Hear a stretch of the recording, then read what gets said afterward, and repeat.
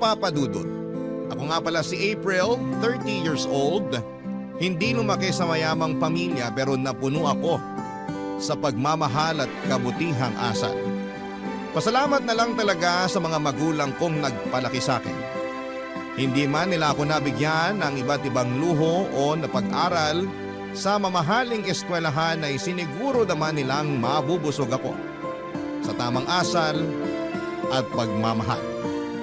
Masasabi pa rin napakaswerte ko dahil sa ganong klaseng pamilya ko hinatid ng Diyos. Si nanay na lang ang kasama ko ngayon sa buhay. May 5 taon na halos mula noong namatay si tatay.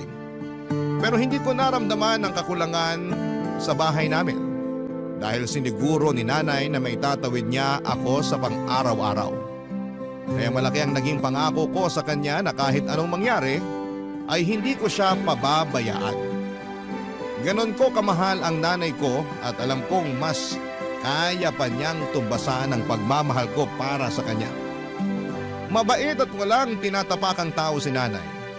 Sa edad niyang 60 ay halos gawin na siyang idolo ng mga kakilala namin. Wala siyang nakasamaan ng loob ni minsan, kaya lagi akong pinupuri ng mga tao at sinasabihan na maswerte ng araw ako na ganong klaseng tao si nanay. Kahit nga sabihin hindi pinagpala si nanay sa pera pero mayaman siyang tunay sa mga kaibigan at kakilala.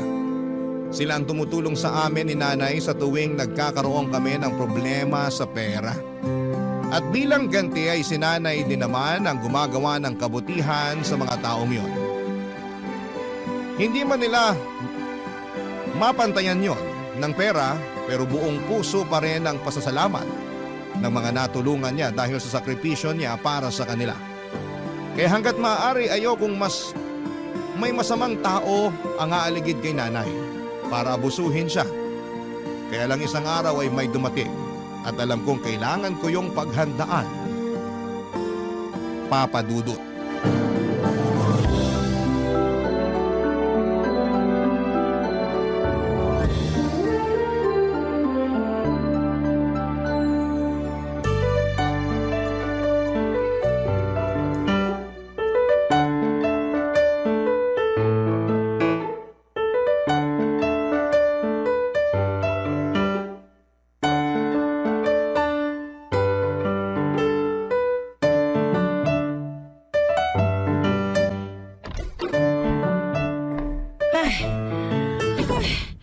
Mabuti at naabutan kita rito sa bahay, April. Saang basketball court na naman ba kayo tumakbo, Nay? Maupo nga muna kayo. Grabe ang hingal nyo, ha? Ay, nako. Galing nga ako sa basketball court. Paano mo nalaman? Biro lang sana yun pero totoo pala. Anong ginawa nyo sa basketball court? Tumulong ako kina Pastor Ray para mag-abot ng bigas sa mga nasasakupan ng church. Birthday kasi niya ngayon eh. Pa-blessing niya yung bigas na pinamigay. O asan ang bigas natin? Parang tayo lang ang walang natanggap na blessing, ha? Ay nako, hindi na ako kumuha. Mas kailangan nyo ng iba kaysa sa atin. Kaya pa naman natin bumili. Biro lang ulit yun, Nay. Pero bakit nga ba kayo hinihingal na umuwi? Tumakbo ba talaga kayo sa basketball court? Tumakbo ako kagad pa uwi rito mula sa basketball court. May babalita kasi ako sa iyo eh. Mag-aasawa kayo ulit? Maid of honor ako, ah. Ay, alam ko nagbibiro ka lang, pero kilabutan ka naman. Nakapalibot pa sa bahay natin ang picture ng tatay mo. Pag ikaw nadinig niyan, sige ka, hindi ka makakapasok ng langit para makasama siya. Naku, hindi naman natin sure kung nasa langit si tatay ngayon. Huwag kang magbiro ng ganyan. Hindi pwede sa impyerno ang tatay mo. Alam mong high blood yon. Hindi kakayanin ng batok niya ang init. Pero mas madali siya makakapagprito ng paborito niyang liempo kung nasa impyerno siya ngayon. Huwag mo nang biruin ng ganyan ng tatay mo. Ibahin na natin ang usapan. Ay, may uuwi. May uuwi? Si tatay ba yan? Uuwi na ba siya rito sa mundo? Ilang maleta ang dala niya? May pasalubong ba tayo? Ay naku, talagang bata ka, oh. Ayaw mo pa talaga magpaawat sa mga biro mo, ha? Last na yon. Sino nga ba kasi yung uuwi? Yung bunsong kapatid ko, ang tiya Dina mo. Ah, ganun po ba? Oo! tumawag nga kanina sa cellphone ko habang nag-aabot ako ng bigas eh. Binalita sa akin na uuwi siya next week para sa birthday niya. Nagalit pa nga sa akin kanina eh. Minsan na nga lang siya magpaparamdam sa inyo, nagawa niya pang magalit. Eh, hindi naman niya sadya. Nainis lang siya dahil hindi kami magkarinigan ng maayos. May ingay kasi sa basketball court kanina. Hindi niya naman kontrolado yung ingay sa basketball court. Makaunawa naman sana siya. Ay, hayaan mo na. Pagod yun gawa ng tambak na trabaho ron sa Australia. Alam mo naman na 4 ang pinasok niyang trabaho doon. Oo nga eh. Lagi niyang pinagyayabang yun sa atin. Eh, dapat lang naman ipagyabang niya yun. Pinaghirapan niya yun eh. Hindi porket pinaghirapan, dapat nang ipagyabang. Bakit kayo? Ang dami niyong magagandang ginawa hindi lang para sa akin kundi pati sa mga kakilala natin. Pero hindi niyo naman pinagyabang. Magkaiba kasi ang mga tao, anak. Para talagang hindi kayo magkapatid ni Tia Dina. Ang layo ng ugali mo sa kanya. Mapagpakumbaba ka, mayabang siya. Mahirap ako, mayaman siya. Naku, ginawa pang birong estado natin sa buhay. Aba, hindi naman biro yon. Totoo namang mahirap tayo at hindi ko yun kinakahiya. Pero laging pinapamukha sa inyo ni Tia Dina na dapat ikahiya ang estado natin sa buhay. Hindi naman. Baka naman ikaw lang ang nag-iisip nun. Hindi ka lang sanay na nakakasama ang Tia Dina mo. Pero ako, bilang kapatid niya, alam kong hindi naman siya masama. Sige na nga. Alam kong hindi ako mananalo sa ganitong usapan. Kapatid niyo siya eh. Ano bang laban ko ron eh, anak niyo lang ako. Makipagkumpetensya ba sa kapatid ko? Ay nako, hindi sa kinakalabang kita pagdating kay Dina. Gusto ko lang makita mo na may kabutihan ding tinatago ang tiyahin mo. Ang galing nga niyang magtago eh. Hanggang ngayon hindi ko mahanap ang kabutihan niya na sinasabi niyo. Ay, parang nasira ko pa bigla ang mood mo. Pag-usapan na nga lang natin ulit kung sa langit ba o sa impyerno nagpiprito ng liempo ang tatay mo.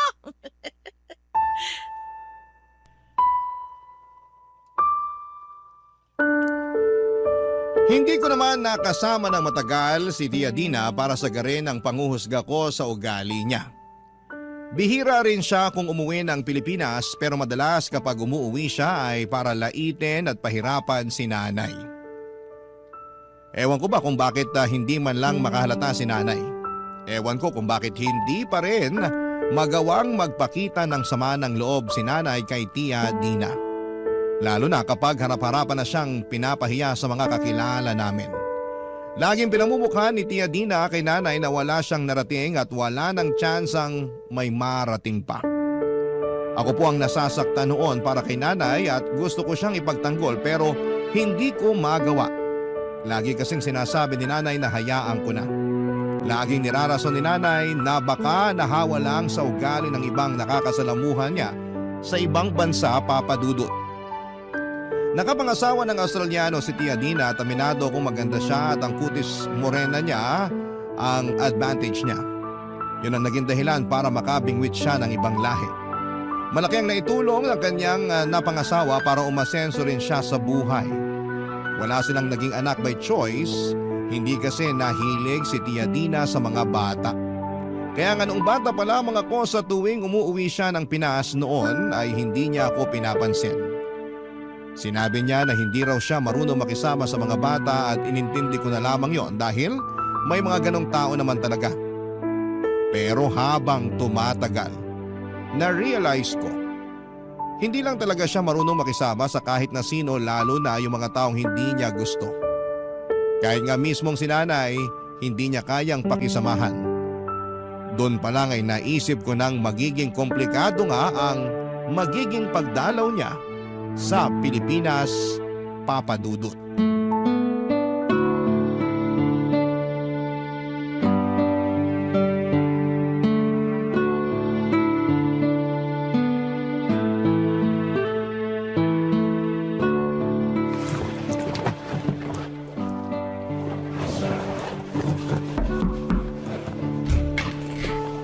Nay, may kailangan po ba kayo? Inaayos ko lang mga gamit ko sa cabinet. Ay, naistorbo yata kita. Mamaya na lang kita kakausapin. Tapusin mo muna yung inaayos mo sa kwarto mo. Patapos na rin naman po ako. Ano po ba yung sasabihin nyo? Pinapapunta kasi ako ng Tia Dina mo sa bahay nila ngayong gabi. Ngayong gabi? Hindi ba sa Biyernes pa ang dating niya? Napaaga ba ang flight niya? Sa Biyernes pa nga ang dating niya, kaya lang nakiusap siya na kung pwede daw mauna na ako ron sa bahay nila. Dahil Tutulungan ko yung caretaker sa bahay niya para maglinis. parang hindi naman ata tama yun. Kaya naman niya magbayad siguro na maglilinis ng bahay niya. Bakit kailangan ikaw pa yung gagawa nun? Gusto ko rin naman, para maigalaw-galaw ko tong mga buto ko. Alam mo naman kapag nagkakaedad na, kailangan mapatunog na ang mga buto. Para hindi kalawangin ang mga ito. Ayun na nga. Nagkakaedad na kayo kaya hindi na ganun katibay ang mga buto nyo. Mas kailangan nyo na ng pahinga. Ay, napapagod ako magpahinga. Nay, hindi porket bata kayo sa pagtatrabaho dito sa bahay at sa barangay natin ay aabusuhin nyo ng katawan nyo. Ako na nagsasabi sa inyo, tamad ako maghatid ng matanda sa ospital.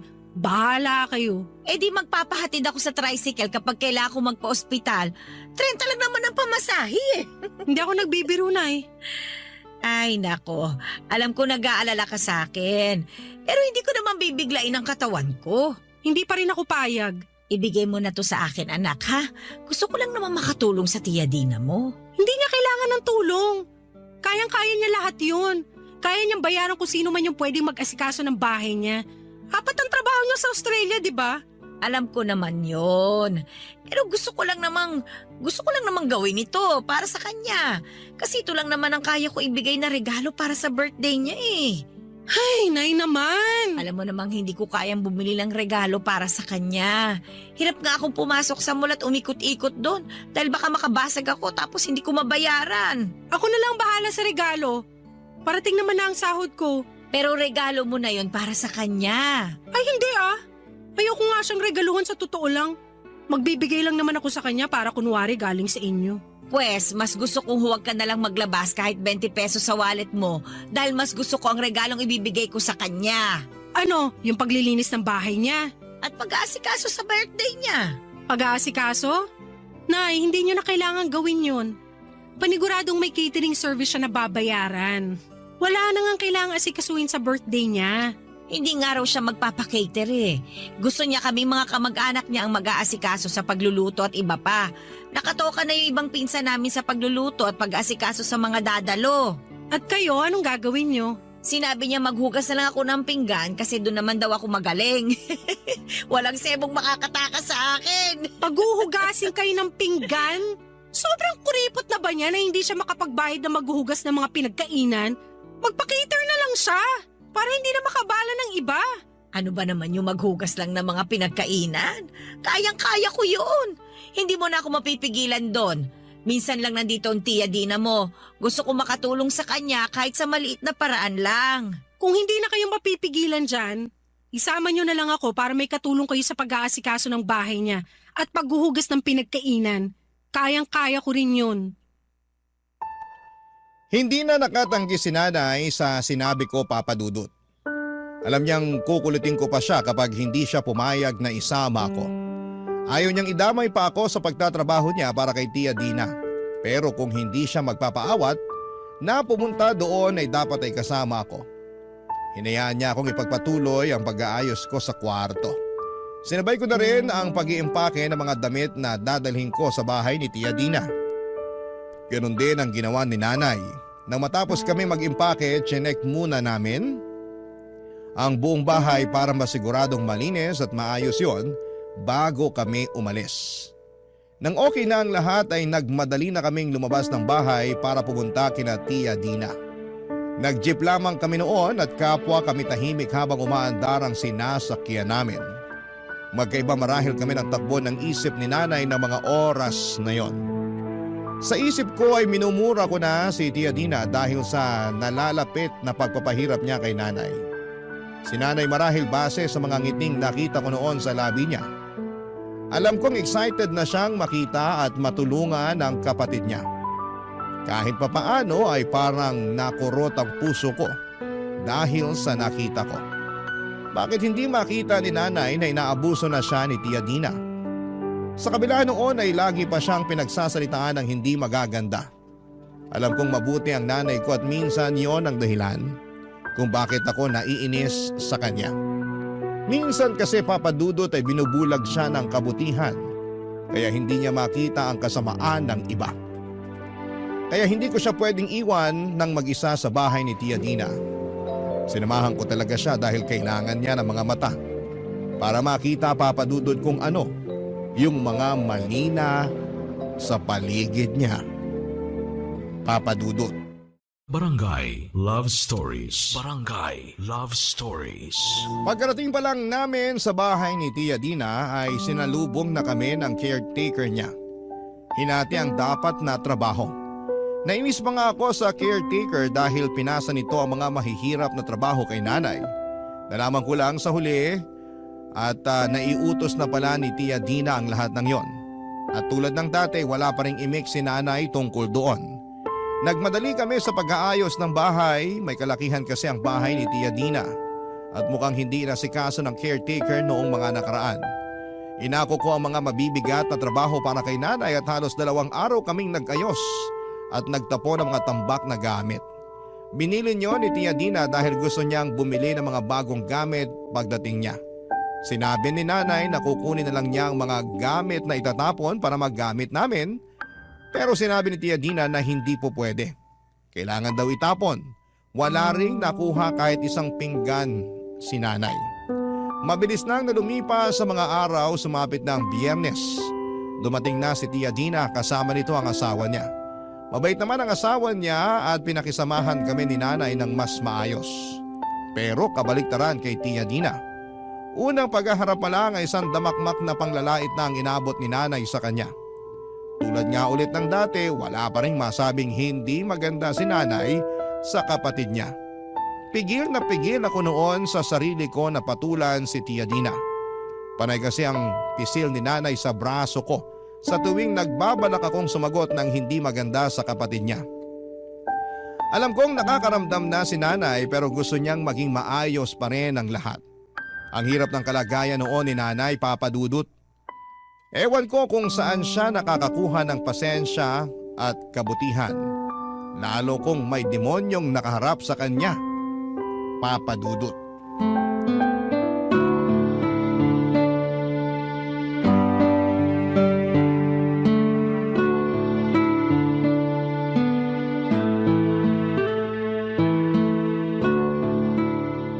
Ano ba naman, ate?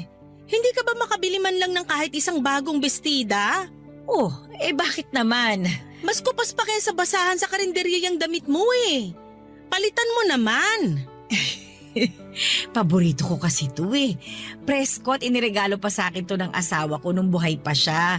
Kaya hindi ko magawang itapon. O edi gawin mong basahan para nasa bahay niyo pa rin. Kung wala pa namang butas at hindi pa gutay-gutay, pwede pang pagtiyagaan. Kaya ko pang patawarin ng pagkupas. Ikaw, ang ganda mo lalo, Dina, ha? Bagay sa'yo yung suot mo. Mas lumutang ang pagiging makinis mo. Mahal tong suot ko. Baka kulang pa ang 2 buwang renta sa bahay niyo para makabili ka ng ganito. Mukha naman. Hindi ko natatangkaing tanongin yung presyo niyan at baka mahilo lang ako.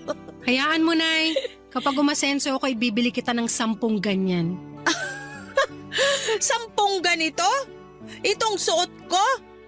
Magtiyaga na lang kayo sa kung anong kaya nyo lang. Hindi basta-basta ang magdagdag ng luho kung hindi naman kayang panindigan. Wala naman pong masamang mangarap.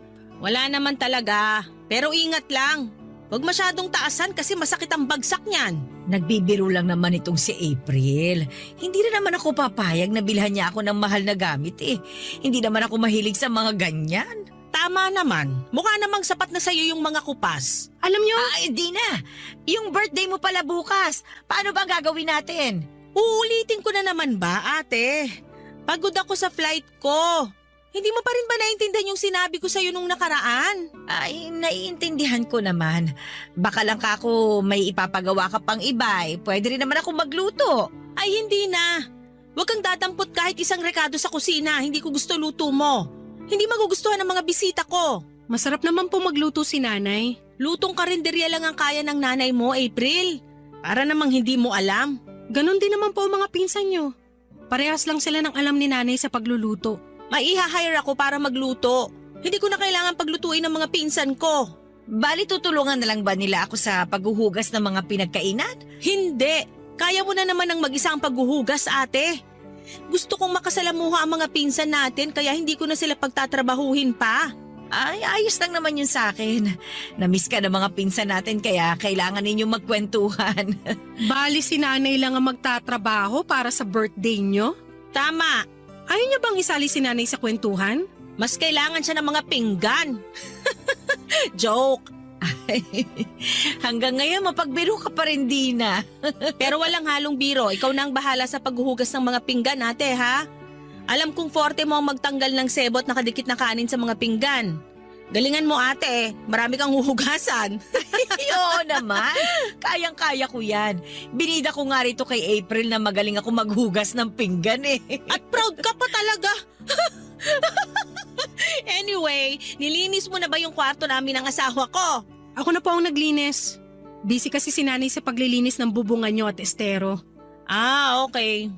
Kung sakali mang hindi ko magustuhan yung linis ng anak mo, ate, palinis na lang uli, ha? Ay, oo naman. Kayang-kaya ko yan. Mabilis kaming tinalikuran ni Tia Dina pagkatapos noon. Nanginginig ako sa mga sinabi niya kay nanay. Pinakalma naman ako ni nanay at pinaliwanag niya na ganon lang si Tia Dina kapag pagod at puyat.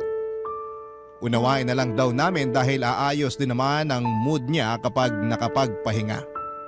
Pero hindi naman yon nangyari, Papa Dudut. Kinabukasan sa selebrasyon ng kanyang kaarawan ay tila lumalapa ang ugali niya. Wala siyang ibang ginawa kundi ang magmataas sa lahat. Pinagyabang din niya kung ano man ang pwedeng ipagyabang sa sarili niya. Hindi niya hinayaan si nanay na makihalubilo sa mga bisita, kahit pa sa mga kamag-anak nila. Nasa kusina lang kami noon at nag-aabang ng mga hugasin. Kapag may dumarating na huhugasan ay mabilis naming inaasikaso. Dahil binilinan kami ng Tia Dina ko na ayaw niyang may madadaanan ng mga bisita niya na may mga nakatambak na hugasin. Hindi pa rin kami kumakain noon. Hindi kami pwedeng kumain sa handa niya. Bago ang selebrasyon, kinain namin ang natirang ulam noong isang gabi sa ref niya. Nagkasya naman yon sa amin. Dinaan na lang namin sa juice na inaabot sa amin ng isang serbedor. Doon ako naiinis, Papa Dudut.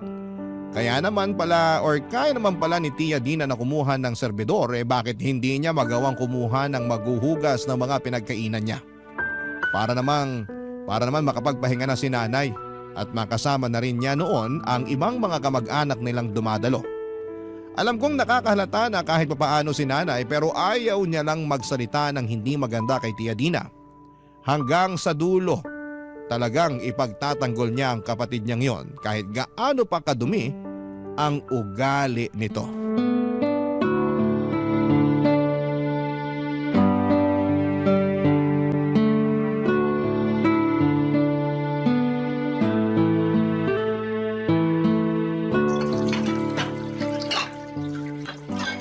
Nay, Oh, ano yun?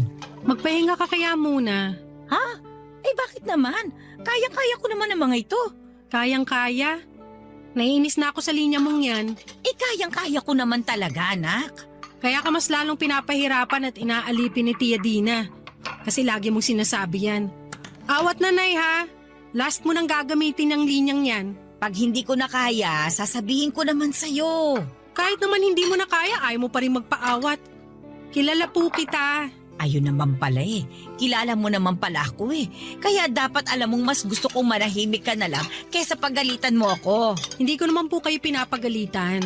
Gusto ko lang ipaalala sa inyo na ayos lang ding magpahinga. Kayang-kaya ko na to. At nakigaya ka pa nga sa linya ko. Pero seryoso, Nay. Pwede kang huminto muna sa paghugas ng pinggan. Kulubot na yung mga daliri mo eh. Babad na masyado sa tubig. Pahanginan mo muna. Labas ka muna ron, tapos makapagkwentuhan ka sa mga kamag-anak nyo. At iiwan ka rito? Ay hindi na. Makakakwentuhan ko pa rin naman sila sa susunod. Nandito lang naman kami sa Pilipinas eh. Pero iba kasi ngayon dahil may okasyon. Parang reunion nyo na to. Tsaka para makapag-bonding din kayo ni Tia Dina. Alam mo may naalala lang akong bigla sa kabataan namin ng Tia Dina mo. Nako, nililihis mo na naman ang usapan para hindi kita patigilin sa paghuhugas ng pinggan. Ay, Ay, seryoso nga ito, anak. Nung bata pa kami, paborito naming gawain yung paghuhugas ng mga pinagkainan. Kapag tapos na kami ng pamilya na kumain, nagmamadali na kami ni Dina para pumunta sa kusina at maghugas. Poso pa nun ang gamit namin. Salitan kami nun. Minsan ako nagbobomba sa poso, siya ang maghuhugas ng mga plato. Tapos magpapalitan kami sa susunod. Close pala kayo dati? Abay, oo naman. Kaya namin paborito ang paghuhugas ng mga pinagkainan kasi nakakapagkwentuhan kami ng mga bagay na hindi namin pwedeng iparinig sa mga magulang namin. Ano ba yung pinagkukwentuhan nyo? Ayun, madalas tungkol sa mga natitipuhan naming binata sa amin o kaya mga reklamo sa mga pinsan namin. Minsan naman, naglalabas kami ng sama ng loob sa mga magulang namin. Basta kapag naguhugas kami ng pinggan, kami lagi ang magkakampi. Lagi kami nakikinig sa isa't isa. Napapagalitan na nga kami madalas ng mga magulang namin kasi natatagalan ang paghuhugas naming dalawa. Paano bang hindi tatagal? Napapasarap kami sa kwentuhan. Nay, pwedeng magtanong. Ano ba yun? Ate, bakit parang nagchichismisan lang kayo dyan? Bakit hindi pa tapos yung mga hugasin? Nakakwento ko lang kasi kay April na paborito nating gawaing bahay itong paghuhugas. Kaya... Wala akong pakialam! Unahin niyo yung paghuhugas ng mga pinggan. Parating na yung mga ibang bisita ko. Dalian niyo! Mas inuuna niyo pa kasi ang kwentuhan eh. Magtrabaho kayo! Umira pa sa amin si Tia Dina bago umalis ng kusina. Hindi na natuloy ni nanay yung kwento niya. Hindi na rin ako nakapagtanong pa kay nanay dahil nagseryoso na ito sa paghuhugas ng pinagkainan. Nakatutok na ito sa pagtatanggal ng mga tumigas na kanin sa pinggan. Inobserbahan ko siya, Papa Dudut, alam kong nasaktan siya sa sinabi ni Tia Dina. Alam kong mahalaga sa kanya ang ala-alang binahagi niya sa akin noong mga bata pa lamang sila. Pero agad yung tinabla ni Tia Dina na para bang hindi yon dapat maalala pa. Nakatungo lamang si nanay at napansin kong nilalabanan lamang niya ang pagluha. Nag-focus na lamang din ako sa paghuhugas at pagkatapos noon ay nagpaalam ako para magbanyo. Hindi naman talaga ako na babanyo ng mga oras na yon pero gusto kong mapag-isa si nanay. Gusto kong mapag-isa si nanay dahil alam kong kailangan na niyang mailabas ang lungkot na nararamdaman niya. Kailangan na niyang pakawala ng mga luha niya. Nagtagal siguro ako sa banyo ng 10 minuto. Pakiramdam ko ay sapat na yon na oras para gumaan ang loob ni nanay at para hindi kami mahuli sa schedule sa paghuhugas sa mga pinagkainan. Tama naman ako. Pagbalik ko noon sa kusina ay nakangiti na si nanay. Pero napansin kong medyo basa pa rin ang kanyang mga mata. Halatang hindi niya napunasan ng maayos dahil nagmadali marahil na tapusin ang pag-iyak niya. Kinurot muli ang puso ko. Muli ako nagpaalam na may kukunin lang sa banyo para maiayos ni nanay ang sarili niya. Papadudot makalipas nga lang ang ilang minuto ay nagbalik na ako. Pagbalik ko ay totoong nakangiti na si nanay at tuyo na rin ang kanyang mga mata. Barangay Love Stories. Barangay Love Stories. Madaling araw na natapos ang selebrasyon ng kaarawan ni Tia Dina. Bago magumaga ay natapos na rin kami sa mga hugasin.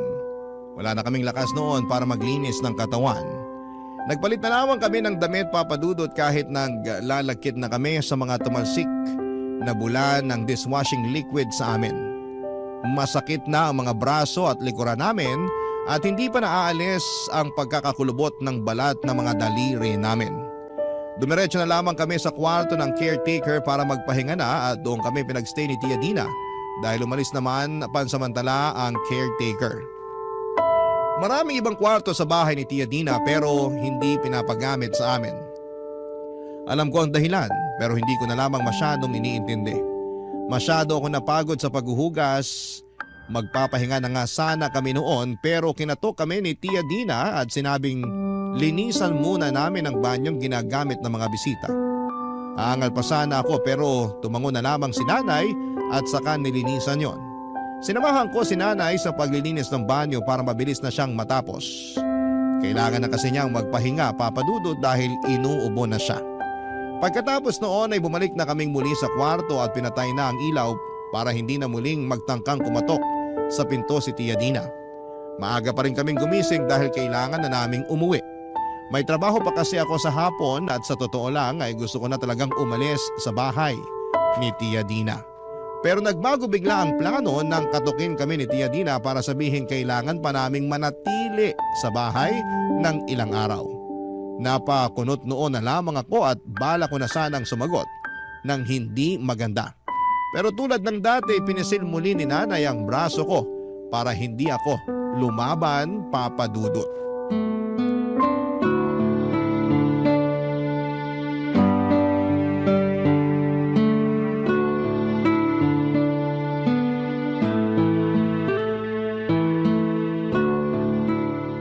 Hindi po pwedeng dumito pa kami ni Nanay sa inyo. May trabaho na po kasi ako mamayang hapon. Eh di umuwi ka. Si ate lang naman ang mas kailangan ko rito. Hindi ko po pwedeng iwan si Nanay dito na mag-isa. At ano ba sa tingin mong gagawin kung masama sa nanay mo? Kaya hindi mo siya magawang maiwang mag-isa rito.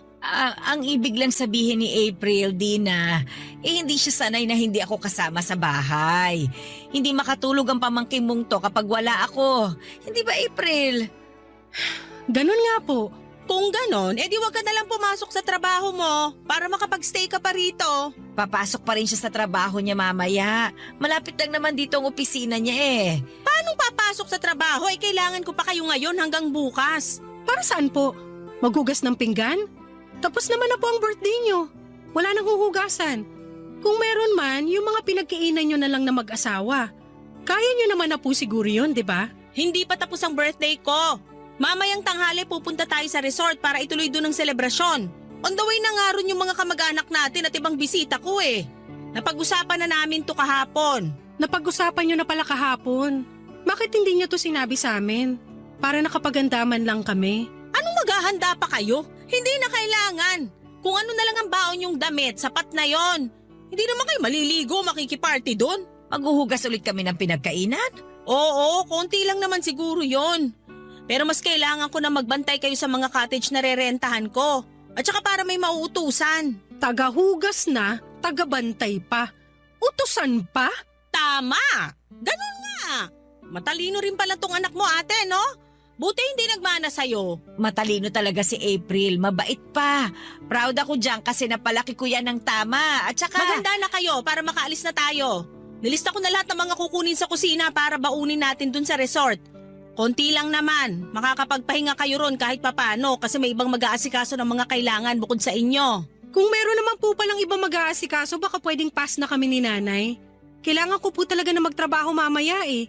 Umabsent nga lang ako kahapon. Babayaran ko na lang kung magkano ang sahod mo ngayong araw. Sumama ka na lang para hindi malungkot tong nanay mo na mag-isa lang siya ron. Paano po kaya ako makipag-bonding na lang sa inyo si Nanay? Isalin niyo na lang po siya sa kwentuhan niyo magkakamag-anak. Ako ang kailangan nilang makasama kasi ako ang balikbayan. Ang nanay mo naman andito lang sa Pinas. Umay na sila sa kanya. Nasabi ko nga yan kay April nung nakaraan. Makakausap ko pa rin naman sila dito sa mga susunod. Ayos na ito, Dina. Mag-enjoy ka sa resort mamaya. Kami nang bahala ni April sa ibang mga kailangan. Ang bilis mo talagang kausap, ate. Yang ugali na yan ang hindi naman na sa'yo ni April. Sayang naman, hindi mapakinabangan. O siya, pakiayos na lang lahat ng mga kailangan natin bago bumiyahe ha. Nakadikit na sa ref yung listahan, pakicheck na lang. Magsha-shower at magkakape lang kami ng asawa ko. Pagkatapos nun, alis na tayo. Nay naman! Parang kinampihan niyo pa si Tia Dina sa pagmamaliit niya sa atin eh. Pasensya ka na anak ha. Wala na rin akong magawa eh. Ayoko namang mamroblema ang kapatid ko. Huli na naman siguro ito. Pagbigyan na natin. Birthday naman niya eh. Naiinis na ako kay Nanay noon na wala na ang pagtitimpi ko sa kabutihan niya. Hindi ko na talaga alam kung paano pa siya ipagtatanggol sa mga pagtanggap niya ng pang-aabuso mula kay Tia Dina. Kahit ako ay nadamay na sa sitwasyon nilang dalawa. Gustuhin ko mang pumasok sa trabaho pero hindi ko nagawa. Hindi ko talaga pwedeng iwan si Nanay nang mag-isa lamang doon sa resort. Alam kong mas lalo lang lalakas ang loob ni Tia Dina para pahirapan si nanay kapag wala ako roon sa tabi niya. Hindi ko naman mapapayagan yon kahit naiinis na ako kay nanay. Tinawagan ko ang boss ko at nagpaalam, Papa Dudut. Mabuti na lang at naintindihan ng boss ko ang lahat. Pinayagan niya akong umabsent dahil wala naman daw masyadong gagawin sa office.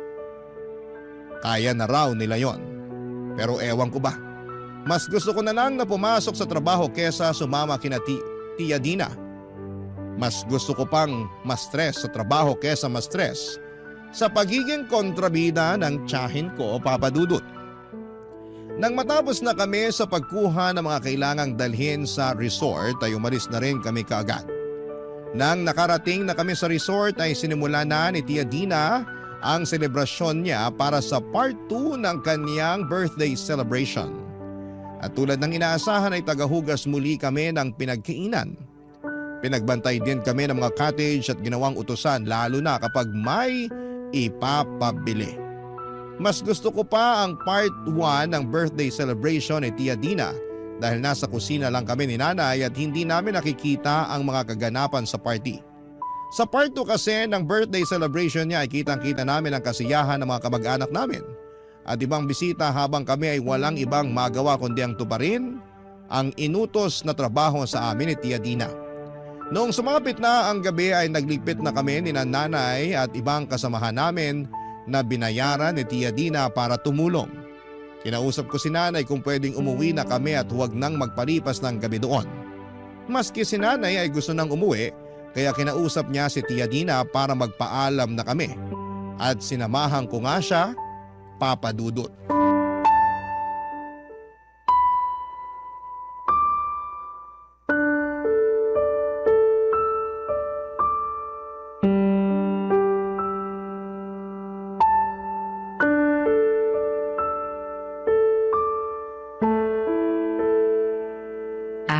Dina, pwede ka bang makausap? Natapos nyo na bang ligpitin yung mga nasa cottage? Ay, oo, tapos na. Nailagay na rin namin sa sasakyan yung mga gamit. Mabuti naman. Matulog na kayo. Maaga tayong aalis bukas kasi sasama ko pa kayo sa mall. Bibili ako ng mga gamit sa bahay ko. Kailangan ko na magbibit-bit. Hindi na po sana kami magpapalipas ng gabi rito at mas lalong hindi na kami makakasama sa mall bukas. At bakit? Bayad ko na yung kwarto nyo. Sasayangin nyo lang yung pera ko? Kailangan na kasi naming umuwi ni nanay. Hindi na ako pwedeng umabsent. Kailangan ko nang pumasok sa trabaho. Eh di ikaw na lang ang umuwi. Huwag mong isama ang nanay mo. Kailangan ko ba siya rito para asikasuhin kami ng asawa ko bukas bago umalis? Asikasuhin? April! Hindi pa po ba sapat yung pag-aasikaso namin sa lahat ng kailangan nyo bago pa kayo dumating ng Pinas? Ginawa nyo na nga kaming katulong. Aba, ganyan ka ba naturuang sumagot ng nanay mo? Ano to ate? Ito ba ang pinagmamalaki mong magandang asal ng anak mo?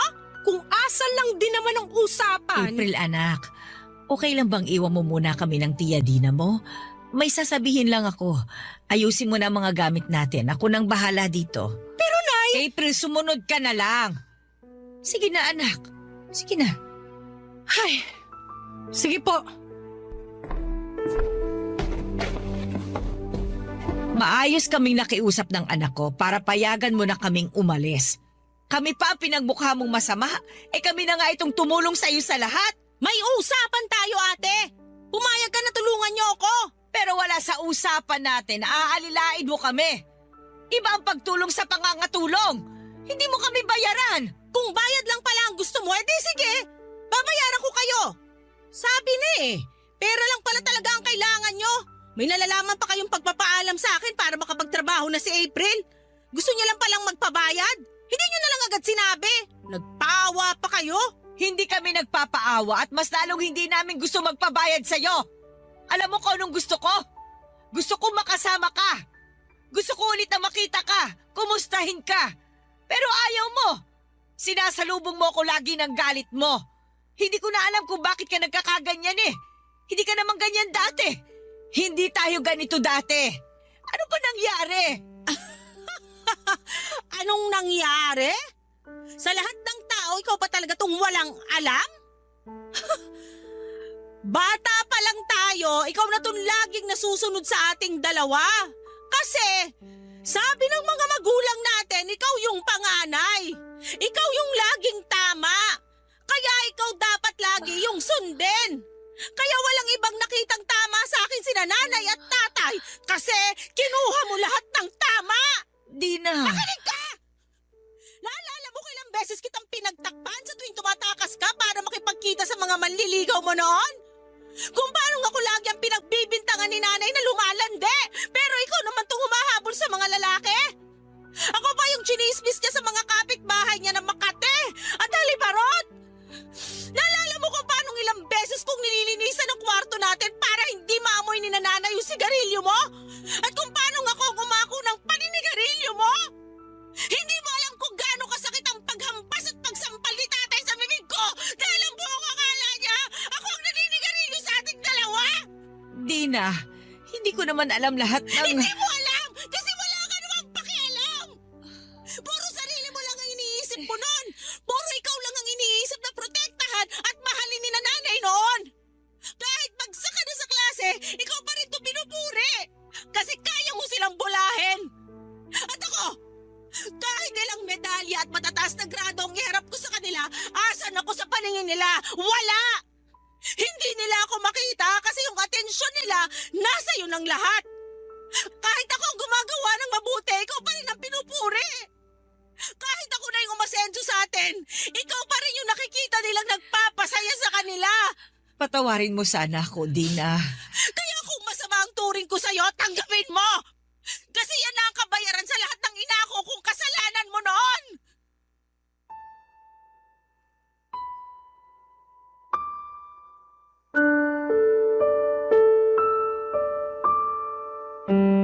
Narinig ko ang usapan ni nanay at Tia Dina para ko nang hina sa mga nalaman ko. Hindi ko inakalang ganon nakalalim ang galit ni Tia Dina kay nanay dahil sa mga nangyari sa nakaraan. Doon ko palang totoong naunawaan si Tia Dina. Kaya naman pala. Pero masakit pa rin sa akin na hindi niya magawang mapatawad si nanay. Na hindi niya magawang bitawan ang galit niya gayong sinusubukan namang pagbayaran ni nanay ang lahat. Hindi ko na inabot ang ganong ugali ni nanay at wala na sa mga kakilala namin ang nakakaalam sa ganong naging nakaraan ni nanay. Nagbago na si nanay at masakit sa akin na hindi yon makita ni Tia Dina. Pero hindi ko naman masisisi ang tiyahin ko at masyadong malalim na ang naging sugat niya para magtiwalang muli sa nanay ko. Hindi madaling bitawan ang pait, lalo kung nasanay ka na sa lasa noon. At lagi mo nang hinahanap-hanap kahit ano pang panahon. Hindi muna ako agad nagpakita kina nanay at Tia Dina para makahinga pa sila mula sa naging pag-uusap nila. Naunang umalis si Tia Dina habang si nanay naman ay napaupo sa gilid at tila nanghihina sa naging usapan nilang dalawa. Doon pa lang ako lumapit, Papa Dudut. Niyakap ko si nanay. Hindi namin napag-usapan ang mga nangyari. Alam kong hindi pa ready si nanay para doon. Kaya naman sinabi ko na lamang na mas magandang manatili muna kami roon para maasikaso ang ibang kailangan. Nakangiti ako at sinabing pwede na kaming makapag-enjoy sa resort bago kami umuwi. Ngumiti si nanay kahit kita pa rin sa mga mata niya ang kalungkutan. Inaya ko siyang maglakad-lakad sa resort para makahinga siya. At nang medyo makalayo-layo na kami, sa paglalakad ay saka nagkwento si nanay tungkol sa kanilang magkapatid. Inakbayan ko siya at sinabing pareho ko silang naiintindihang dalawa. Awang-awa si nanay kay Tia Dina, gusto niya makabawi lalo't alam na ni nanay ang naging pagkakamali niya sa kapatid niya. Hinawakan ko ang kamay ni nanay at sinabing handa rin akong tumulong para mabilis siyang makabawi kay Tia Dina. Sinabi ko sa kanya na kahit na ilang libong pinggan ang ipahugas ni Tia Dina ay huhugasan ko. Patawarin niya lang si nanay. Doon na tumawa si nanay. Namana ko raw sa kanya ang galing ko sa pagpapatawa. Doon ako tumawa at medyo gumaan na rin ang pakiramdam. Huminto kami pansamantala sa paglalakad. Nagkatinginan kaming dalawa. Muli kaming umiti sa isa't isa at alam na namin ang nasa isipan ng bawat isa. Balang araw, magpapatawad na rin si Tia Dina. Pero sa ngayon ay hahayaan lang muna namin siyang iproseso ang lahat. Tao lang naman siya. Nagagalit at nahihirapang magpatawad. Pero sabi nga nila walang hindi nahihilo at nababago ang oras, hindi ba? Maraming salamat po sa pagbasa ng aking liham at sana'y nakapaghatid kami ng aral sa lahat ng tagapakinig ng Barangay LS. Ako ang inyong kapuso at kabarangay at ka-forever, April. Dear Papa Dudo, kapag nagmamahal ang tao, nagiging kampante tayo. Mahalaga yon dahil nararamdaman nating ligtas tayo, kapiling ang taong mahal natin. At yon ang eksaktong naramdaman ko kay Keon na naging boyfriend ko simula pa lamang noong kami ay nasa kolehiyo. Pero bago ako magkwento ay gusto ko munang magpakilala sa inyo.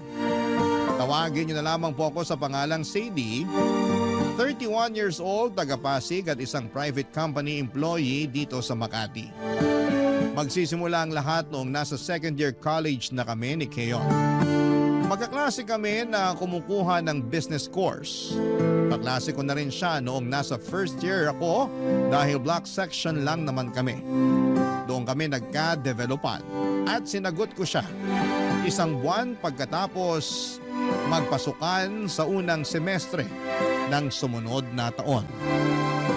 Noong mga panahong yon ay pinagsasabay ko ang pag-aaral at pagtatrabaho bilang tendera at kahera sa isang 24/7 na canteen na pag-aari ng tiyuhin ko. Bali ang duty ko doon ay 4 na oras tuwing gabi.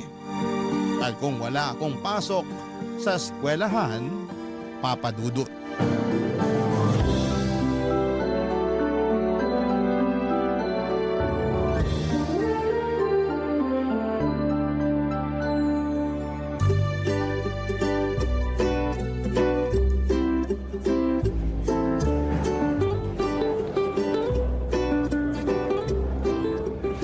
Grabe, sarap naman ito.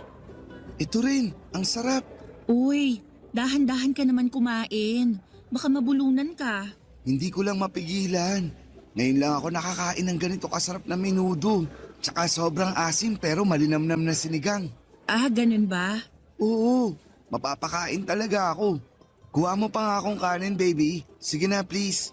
Ah, sige. Teka lang. Ay, gawin mo na palang dalawa. Ah, sige, teka. Pagsasandok kita. Ayan, gusto ko yan. Excited na ako. Ito na yung 2 rice mo. Salamat, baby. Puka na, dali. Kwentuhan tayo habang kumakain ako. Sure ka ba talaga na busog ka na dun sa kinain mo? Oo, 1 rice lang naman ang kaya ko. Baka magutom ka pa.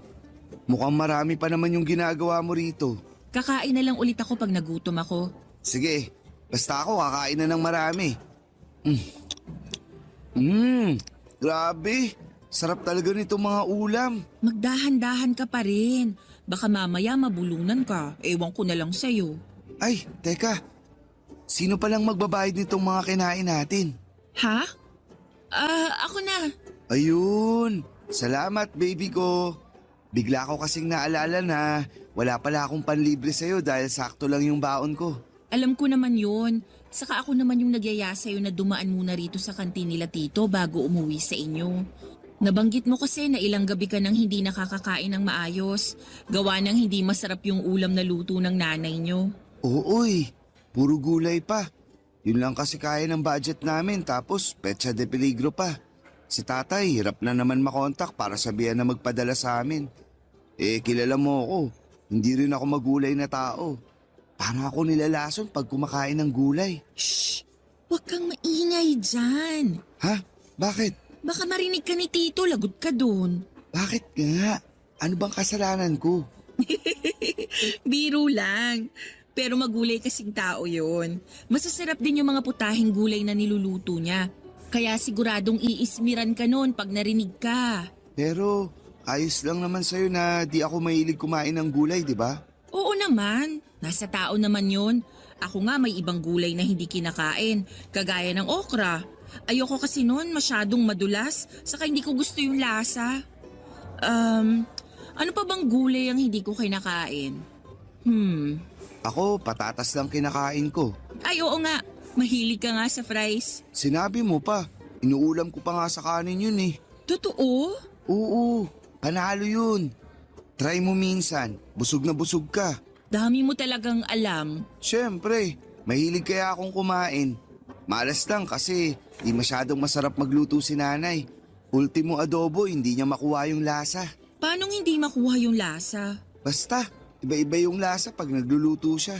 Minsan maalat, minsan naman matamis. Napaisip tuloy ako kung may tamang lasa at timpla ba ang adobo. Meron yun. Pero di ko na alam kung ano dahil di naman ako culinary student. Sa bagay. Bakit sa inyo? Anong version yung laging niluluto ng mama mo? Yung manamis-namis. Gusto kasi ng mga kapatid ko yan, kaya nakasanayan ko na rin. Gusto rin yan ng mga kapatid ko. Pero ako, ayoko. Baka kaya nasabi mo lang na hindi masarap magluto nanay mo kasi ayaw mo ng adobo na matamis. Siguro. Kaya nga gustong gusto ko rito sa tiyo mo. Masarap yung luto niya. Sa susunod, yung adobo naman niya ang titikman ko. Pag narinig ka ni Tio, naku siguradong lalaki ulo nun. Okay lang. Totoo naman sinasabi ko. Salamat ulit sa libre, baby ko. Hayaan mo. Pag nakagraduate tayo at nakapagtrabaho, ako naman ang manlilibre sa'yo. Hindi lang sa kantin kagaya nito, kundi sa mga mamahaling restaurant pa. Ikaw talaga. Kumain ka na nga dyan para makauwi ka na. Malapit na rin magsimula yung trabaho ko eh. Sige, ubusin ko lang tong kanin. Mga padudod, kung i-describe ko si Keon ay masasabi kong crush siya ng lahat. Guwapo kasi siya, makinis ang balat na akala mo ay naliligo sa gatas. Maputi at matangkad at ako naman saktong ganda lang pero may ibubuga naman sa klase. Hindi naman sa minamaliit ko ang aking sarili pero minsan ay napatanong na ako sa kung paano niya ako nagustuhan.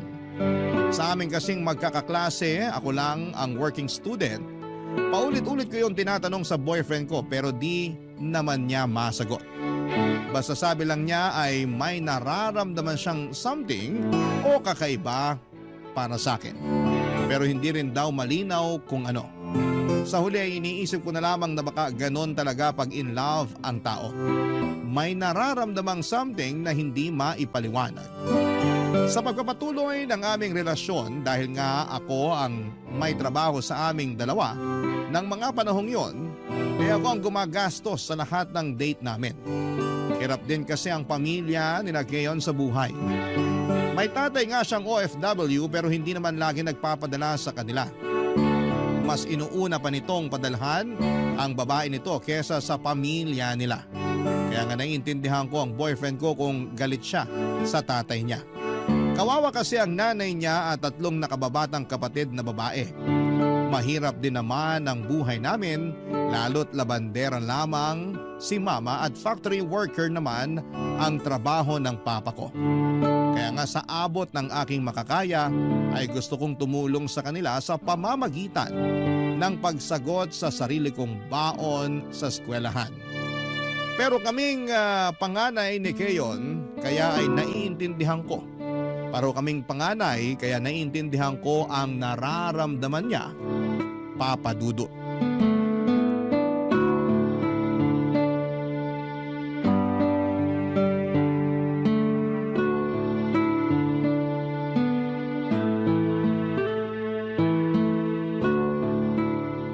Keon, kumain ka na.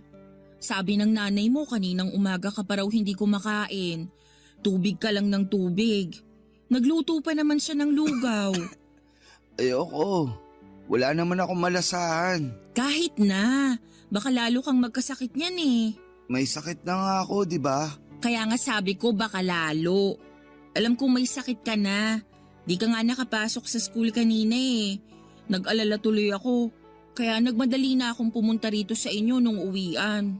Pero aalis ka rin naman mamaya kasi magtatrabaho ka na sa kantin ng tiyo mo, di ba? Ay, oo pero mamaya pa namang 8 p.m. yun. Maaga pa naman no, 6:30 pa lang. Ayaw mo ba talagang kainin tong lugaw na niluto ng nanay mo? Ayoko. Pero may iba akong gustong kainin. Ano? Yung pinabili kong chichirya sa'yo. Ha? Di ba? Nag-text ako sa'yo na bilan mo ako ng chichirya. Gusto ko nun kasi maalat-alat. Teka, wag mo sabihin nakalimutan mo. Hindi ko nakalimutan. Pero seryoso ka ba na yun ang gusto mong kainin? Oo, mukha ba akong nagjo-joke? Nagtatanong lang naman. Seryoso nga. Tsaka may dala ka rin bang soft drinks? Yung sa lata na malamig na malamig. Paborito ko yun eh. Meron, pero nag-aalala ako sa'yo. Wala pang laman yung sikmura mo. Tapos chichirya at soft drinks na agad ang gusto mong kainin at inumin? Akala ko ba lalo ako magkakasakit kapag di ako kumain? Oo, pero hindi naman junk foods yung ibig kong sabihin na dapat kainin mo. Kung hindi mo papakain yung mga dala mo, mabuti pa umalis ka na lang. Iwanan mo na lang ako. Matutulog na lang ako. Kiyo naman eh. Para ka kasing di nakikinig. Sabi ko ayoko ng lugaw ni nanay dahil wala namang lasa yun. Yung chichirya at soft drinks meron. Baka nga ganahan ako lalong kumain dahil sa mga yan. Huwag ka nang magtampo. Nag-aalala lang naman ako sa'yo. Malaki na ako. Huwag ka na mag-alala sa akin. Ay, o sige, ganito na lang. Papayag lang ako na kainin mo tong mga dala ko sa isang kondisyon. Ano yun? Bibilang kita ng ulam kina tito, yung paborito mo, para naman makakain ka na. Tapos, saka mo kainin yung dala ko. Ayos ba? Kaso wala akong ganang kumain ng kanin at ulam. Parang iba yung gusto kong kainin. Ano? Gusto ko ng pizza, baby ko. Ha? Hindi naman yung mamahalin. Merong bagong bukas na tindahan ng pizza dyan sa kanto namin. Siguradong nadaanan mo yun kanina. Nung nakaraang araw ko pa gustong makabili ng pizza nila. Mura lang naman. 150 pesos lang yata. Hindi naman mura yun. Mas mura na yun kaysa sa mga fast food na nasa 400 pesos pataas yung presyo. Sige na, bili mo na ako, baby ko. Ay, kaso baka kulangin pera ko. Sweldo mo naman mamaya, di ba? Ha? Paano mo nalaman? Nabanggit mo kaya na tuwing Biyernes ng gabi ang sweldo mo. Kaya bilan mo na ako. Sige ka, yan na lang chichirya sa soft drinks yung kakainin ko. Wag nga sabi eh.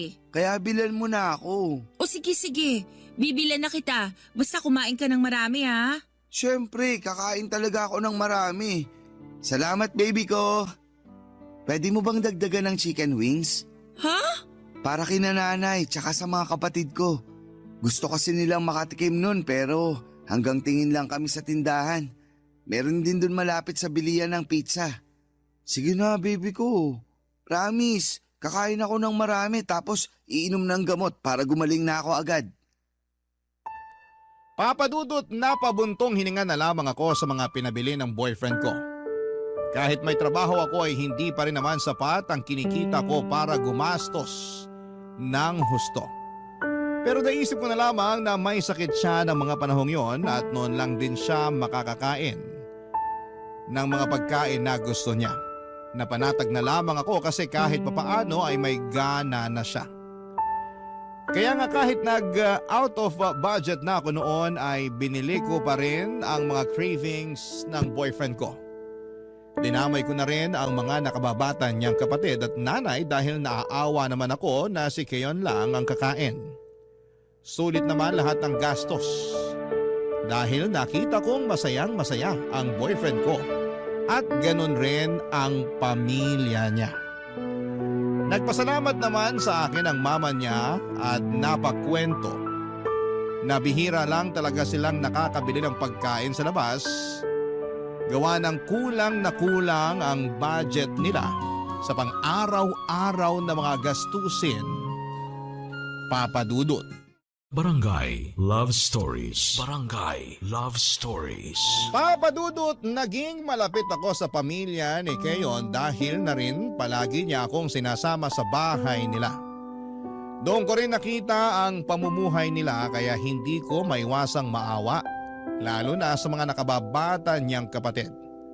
Nangungupahan lang sina Keyon sa isang maliit na apartment na tatay niya ang nagbabayad. Pero hindi naman ito palagi nagpapadala ng pera na pangsustento sa pamilya dahil babaero ito. Si Keyon ang nag-iisang lalaki sa apat na magkakapatid. Siya ang kuya at tumatayong tatay sa pamilya nila. Kung hindi ninyo na itatanong ay matalino ang boyfriend ko. Palagi siyang nangunguna sa klase namin pagdating sa mga exams at quizzes. At masayang masaya ako para sa kanya dahil masipag din naman siyang mag-aral. Mataas ang pangarap niya para sa kanyang sarili. Gusto niya raw na mag-abroad pagka-graduate dahil malaki ang kikitain niya doon na pwede niyang ipantulong sa pamilya nila. Ganon din naman ako, Papa Dudut. Mataas ang pangarap ko para sa pamilya at sarili ko. Years later, nasa 4th year na college na kami. At habang unti-unti ko pang tinutupad ang bagay na yon, ay nagpatuloy ako sa pag-working student kahit na medyo nahihirapan ako dahil habang tumatagal ay mas nagiging demanding na ang pag-aaral, Papa Dudut.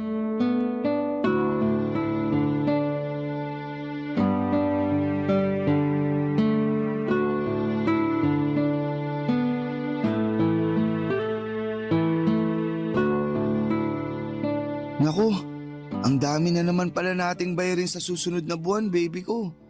Tapos sa isang subject lang yun. Meron pang iba. Kaya nga nagko-compute na ako ng mga gagastusin natin para makapagtabi na ako ng pera. Alam mo naman na hindi rin ganun kalaki yung kinikita ko sa kantin ni Tiyo. Buti ka nga may pambayad na kahit paano. Kumusta naman ako? Hindi naman sa ganun. Anong hindi sa ganun? Alibasa, may trabaho ka tapos ako wala. Ay, siguradong mamomroblema na naman si nanay pag sinabi ko na maraming bayarin. Ganito na lang. Ano yun? Narinig ko kasi na parang aalis na yung boy ni Tiyo, yung tagabuhat niya sa kantin. Tapos tagamaneho na rin ang sidecar niya pag may mga pinipick up sa palengke. Uuwi na raw sa probinsya nila kasi manganganak na yung kinakasama. Doon na lang yata magtatrabaho, kaya sigurado maghahanap si Tiyo ng kapalit. Mabigat din kasi kung siya lang mag-isa sa kantin, kailangan niya ng katulong na lalaki. Teka nga, Ano? gusto mo bang sabihin na pumasok ako sa tiyo mo para kapalit nung aalis na boy niya? Oo? Para naman tayong naglolokohan dito, Sadie. Ano bang problema doon? Malaki. Kasi ano namang alam ko sa trabaho nung papalitan ko, di ba? Hindi naman mahirap matutuhan yung ginagawa niya. Saka nandun naman si Tiyo para turuan ka. Ayoko. Basta, ayoko. Ay, Kiyo naman. Tsaka wala na bang mas matinong trabaho dyan? Anong mas matino? Matino naman yun ah. Alam ko na matino yun, pero nakakapagod yun. Tsaka mainit at magmumukha akong marungis. Paano na lang kung may nakakita sa akin na ganun yung itsura ko? Ano na lang sasabihin nila sa akin, di ba? Sa pagkakaalam ko wala namang masama doon lalo kung kailangan mo ng pera. Saka wala namang trabahong madali. Ang importante, marangal. Merong trabahong madali tapos de aircon pa. Palagay mo sa akin, hanggang pagiging utosan lang ng tiyo mo? Sobra ka naman. Sobra na kung sobra, pero ayoko. Gusto lang naman kitang tulungang kumita ng pera. Lalo na marami tayong bayarin sa school. Saka pansamantala lang naman. Hindi ka naman habang buhay magiging utusan ni Tiyo. Saka mabait naman yun ah. Nagbabayad ng tama at saka libre pa pagkain. Ayaw mo nun? Palagi ka nang makakakain ng paborito mong ulam sa kantin niya. Ngayon naman sinasabi mo na patay gutom ako. Kiyo naman. Saan mo ba napupulot yung mga sinasabi mo? Saan pa ba? E di sa'yo mismo. Wala akong sinabing patay gutom ka.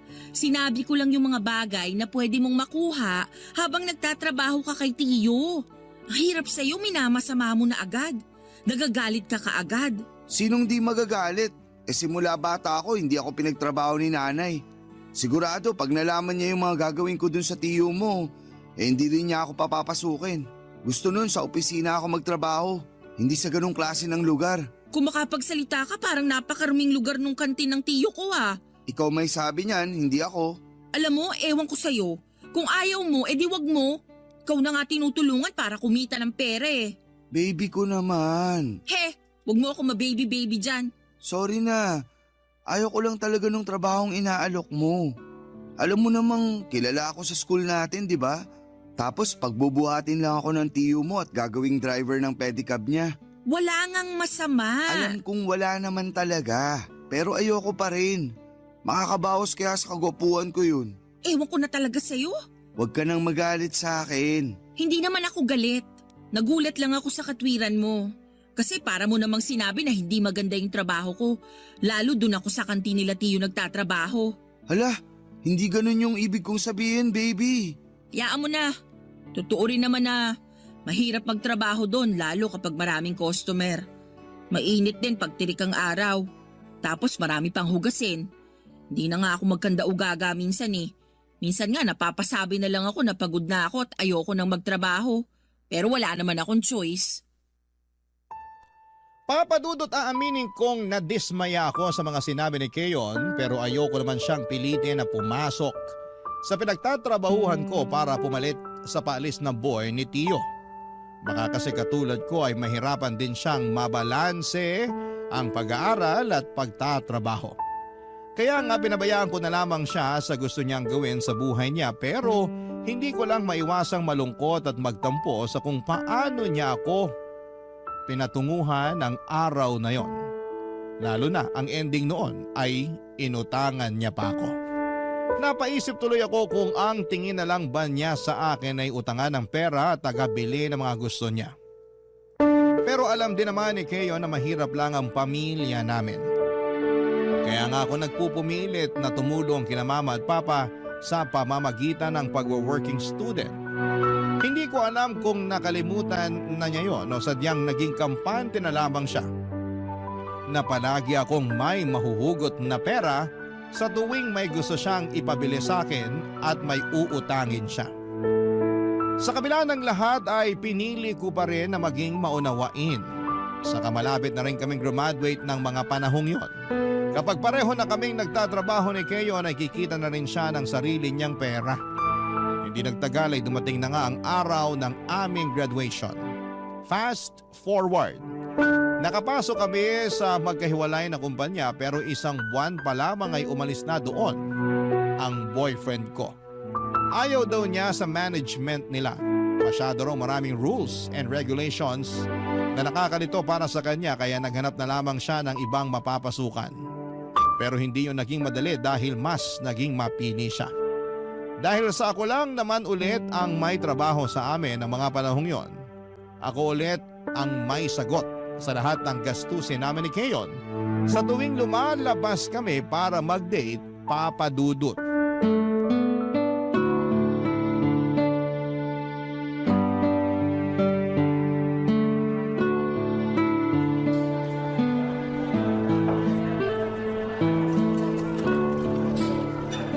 Ay, grabe. Thank you sa libre, baby ko. Nabusog ako sa kinain natin, baby ko.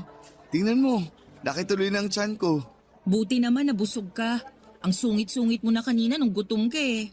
Ako pa pinapila mo. Kagagaling ko nga lang sa trabaho. Pagod din kaya ako. Sorry na, sinundo naman kita eh. Wow, thank you ha. You're welcome. Alam mo, hindi ka ba talaga makahalata? Makahalata saan? Sa sitwasyon. Basta. Yun na yun. Ayoko na mag-explain sa'yo. Feeling ko kasi hindi ka nga nakakahalata. Nakakahalata ako kung meron. Pero wala naman eh. Tsaka bakit ka ba nagagalit? Hindi ako galit. Hindi raw. Pero nakataas na yung isang kilay mo. Tapos kunot na rin noo mo. Ewan ko sa'yo. Teka nga, malapit na ba period mo? Ano namang paki mo dun? Kasi ang taray-taray mo na eh. Nagkakaganyan ka lang naman tuwing magkaka-period ka na. Katatapos ko lang, di ba? Ay, oo nga pala. Ay, ewan ko talaga sa'yo, ang hirap mong kausap. Matino kaya akong kausap. Ikaw yung bigla-bigla na lang nagagalit dyan. Bakit? Dahil ikaw yung nag-order imbis na ako? Malamang. Ako na nga yung nagbayad, di ba? Pag-o-order na nga lang ang gagawin mo, hindi mo pa ginawa. Dami mo pang rason. Napaka mo talaga. Rason naman talaga na masakit tiyan ko. Kasi di pa ako nagla-lunch. At bakit mo sinusumbat na ikaw ang nagbayad? Mura lang naman itong mga kinain natin. Magkano lang to oh? Fast food lang tong kinainan natin. Tsaka ka naman umbat kung sa mga 5-star restaurant mo ako nilibre. Aba, talaga naman. Totoo naman sinabi ko. Makapagreklamo ka, akala mo talaga. At ikaw, kung makapagsalita ka, akala mo hindi ka nabusog dyan sa mumurahing pagkain na kinain mo ah. Nag-thank you na ako sa'yo, di ba? Hirap sa'yo, hilig mong manumbat. Porke ikaw may trabaho sa atin, pinamumukha mo na sa akin na palagi mo ako nililibre? Bakit? Hindi ba? Grabe ka. Parang hindi mo ako boyfriend.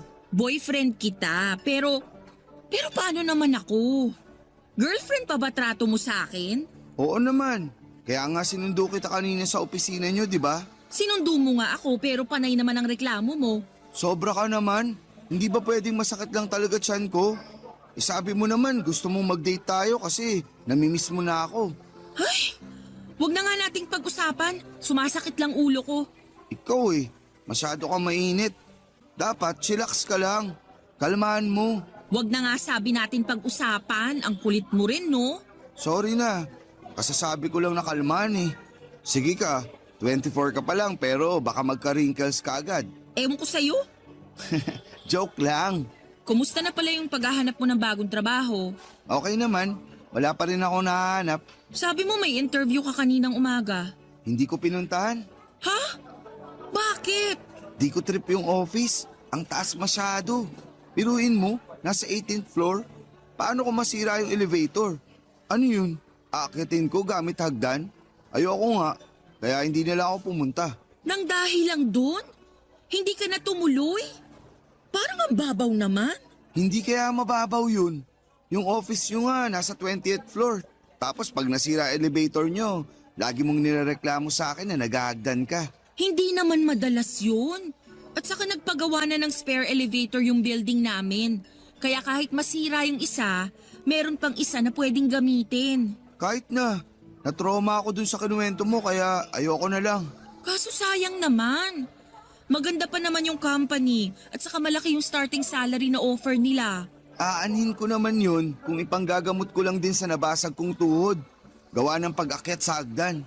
Alam mo, ewan ko sa'yo. Hindi ko alam kung anong klaseng pag-iisip meron ka. O sadyang wala ka lang sa hulog magtrabaho. Dami mong reklamo? Nakakainis ka na! Papadudot, hindi ko akalain na susobra sa budget ko ang nagastos ko sa date naming yon ni Keon. Kunina nang na-realize kong umorder pala siya ng take-out para pasalubungan ng pamilya niya. Nahiya na lamang ako na tanggihan ang order niya dahil naisip ko na tama rin naman siya sa sinasabi niyang magiging masaya ang nanay at mga kapatid niya. Pero aminado akong sumama ang pakiramdam ko ng mga panahong yon at nanahimik na lamang hanggang magkahiwalay kami ng landas ni Keon. Ni singkong butas, walang nilabas ang boyfriend ko. Hindi rin siya nag-insist na ihatid ako kahit man lang sa tapat ng bahay namin kasi marami raw siyang dala. Uwing-uwi na raw siya noon para mainit pa niyang maibigay ang pasalubong niyang pagkain sa pamilya niya. Inintindi ko na lamang siya dahil kaya ko namang umuwi ng mag-isa. Pero sa loob-loob ko, alam ko hindi tama ang ginawa niya. Na-realize ko rin na hindi pa pala niya ako nililibre sa mga date namin simula noong naging kami. Ako lahat ang sumasagot dahil ako ang may trabaho, Papa Dudut. Barangay Love Stories. Barangay Love Stories. Papa Dudut, aminado akong dumating na ako sa point na kinumpara ko na ang relasyon namin ni Keon sa relasyon ng mga kaibigan at mga kaopisina ko. At doon ko nga na-realize na kahit matagal na kami ay kulang na kulang talaga ang effort ng boyfriend ko sa aming relasyon. Bukod sa hindi niya ako nililibre kahit buko juice ay hindi rin sweet si Keon. Hindi siya nagbibigay ng bulaklak o kahit na love letter sa akin lalo na tuwing Valentine's Day at birthday ko. Ang tanging pagkakataon lang na natatandaan kong naging sweet siya ay noong niligawan niya ako. Tuwing may sakit siya at hihingi ng mga kung ano-ano o magpapabili. Akala ko kapag tumatagal ay magbabago rin siya. Pero parang sa nakikita ko ng mga panahong yon ay hindi pa rin pala papadudot. Mabilis na lumipas sa mga araw, may napasukan ng trabaho si Keon pero palagi niyang kinukumpara ang mga sweldo namin. Minimum wage earner kasi siya pero may chance naman tumaas pag maayos ang performance niya. Kung tutusin ay lamang lang naman ang 2,000 ang sweldo ko sa kanya pero palagi niya yung ginagamit upang magpasalo sa akin sa lahat na lang ng pagkakataon. Aminin kong dumating na ako sa punto na napagod at nagsawa na lamang ako sa takbo ng relasyon naming dalawa, Papa Dudut.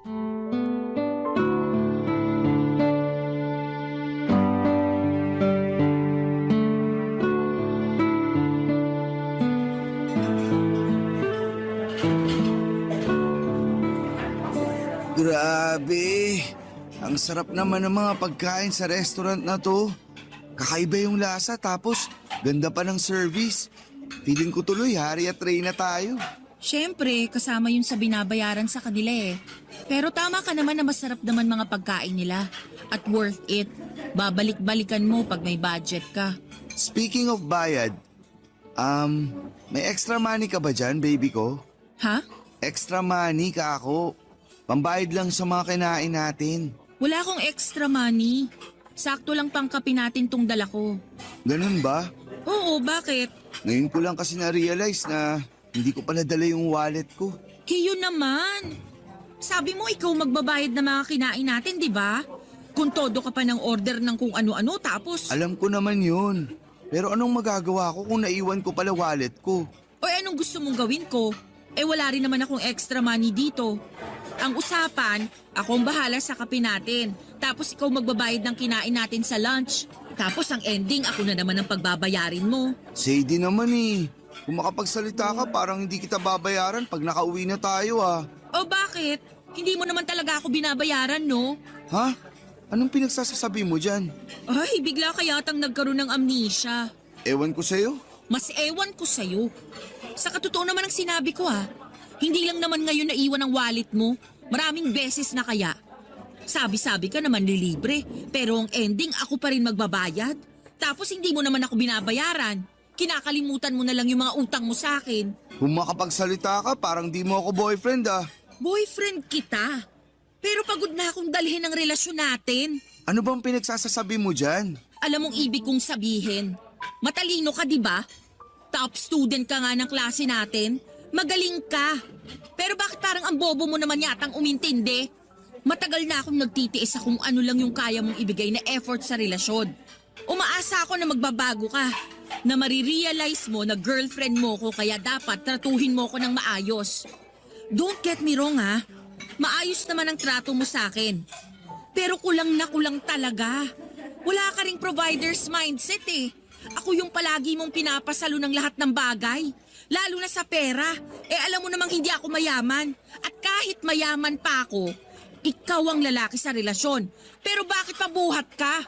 Ang sakit mo naman magsalita. Sorry, pero punong-puno na kasi ako eh. Akala ko magbabago ka, pero mukhang umaasa lang ako sa wala. Napagod na lang ako sa ganitong setup natin. Feeling ko na pag-iwanan na kita, tapos ayaw mo naman umusad. Kontento ka na lang sa kung anong lagay mo sa buhay, basta nakakakain ka ng 3 beses sa isang araw at nakakahinga pa. Alam mo, mabuti pa, iwanan na kita dito. Sandali! Saan ka pupunta? Hindi ba halata? Aalis na ako. Huwag mo akong iwan dito, Sadie. Wala akong pambayad sa kinain natin. Please naman. Problema ba yun? Eh di maghugas ka ng pinggan dyan. Sadie naman eh. Please, huwag ka naman ganyan sa akin. Gets ko naman yung mga sinabi mo. Kaya nga naiiya ako sa'yo. Hayaan mo, makakabawi rin ako sa'yo. Pangako, this time, di na ako sasabit. Basta bigyan mo lang ako ng isa pang tsansa. Hindi ka ba nakakaintindi? Pagod na nga ako. Pero mahal mo pa ako, di ba? Mahal pa natin ang isa't isa. Please naman, matagal na tayo eh. Huwag mo naman basta-basta itapon yung pinagsamahan natin. Willing naman ako magbago. Buti nga, sinabi mo mga pagkukulang ko eh. So kung hindi ko sinabi, hindi mo pa mahahalata? Halata ko naman pero iba pa rin yung sinabi mo. Sorry na baby ko. Huwag mo akong iwanan. Promise, magbabago na ako. Please? Ay, naku Kiyon. Nakakainis ka talaga. Sorry na talaga.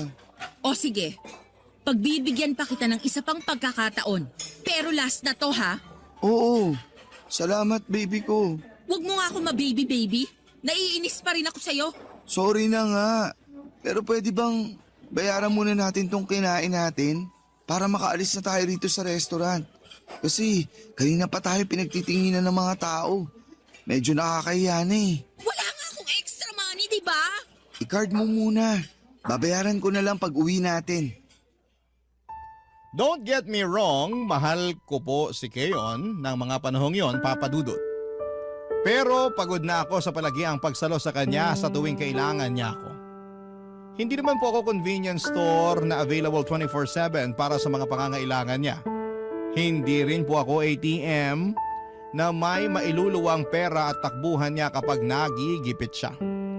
Marami akong pangarap para sa amin ni Keon pero isang araw ay nagising na lamang ako sa realidad na baka ako na lang ang nangangarap mag-isa at nanghahawak sa aming relasyon. Alam ko na walang perpektong relasyon at may mga couple na nagsisimula bilang mahirap na umasenso naman sa dulo. Gawa na rin ang pagsisikap. Nagsisikap naman ako, alam ng Diyos yan. Pero parang hindi ko nakikitaan ang pagsisikap si Keon. Kaya nga hindi niyo ako masisisi kung ginusto ko na lang na makipaghiwalay sa kanya ng mga panahong yon. Pero dahil senserong pakiusap niya na bigyan ko pa raw siya ng isang tsansa, aaminin kong naantig ang puso ko at nakonsensya. Nang hinayang ako sa ilang taon naming pagsasama kaya nga nakumbinsi akong patawarin siya. Kaya lang ay hindi pa rin nagbago si Keon. Plinano ko na lang talagang makipaghiwalay sa kanya for good pero hindi yon natuloy dahil naman sa pandemic. Aminado ako malaking bagay na nandyan si Keon lalo at naapektuhan ng husto ang mental health ko. Marami kasi sa mga kamag-anak namin ang kinuha ng sakit na COVID-19. Makaraan ng 2 taon, taong 2022 nang may ginawang boyfriend ko na sa hinagap ay hindi ko naisip na magagawa niya sa akin, Papa Dudut.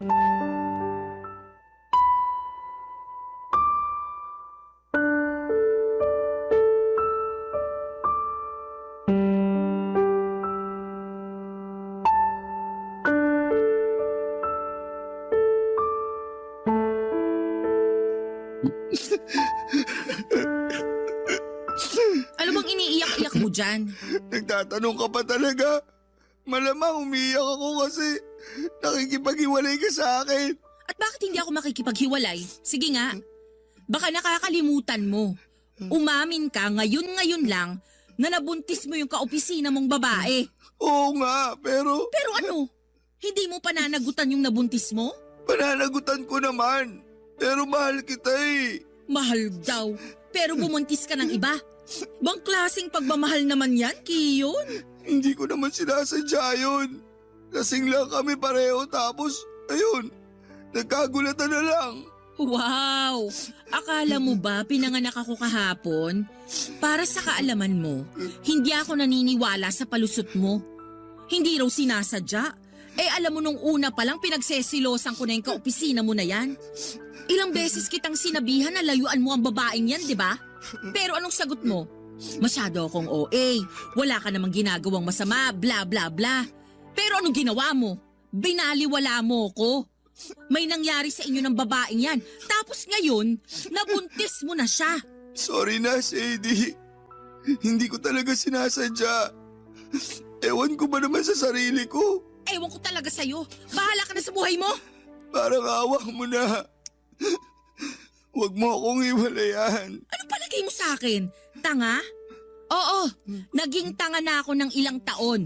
Lalo na nung binigyan pa kita ng tsansa nung nakikipaghiwalay na ako sa'yo. Sana hindi na lang pala. Sana hindi na lang ako naawa sa'yo nun. Sana iniwan na lang kita sa restaurant at hinayaan kang mamroblema kung paano mo mababayaran yung mga kinain natin.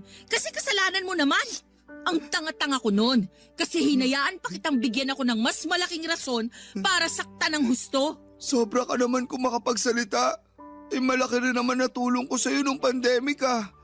Di ba sabi mo, buti na lang nandun ako para may karamay ka? Oo, at nagpapasalamat naman ako sa bagay na yon.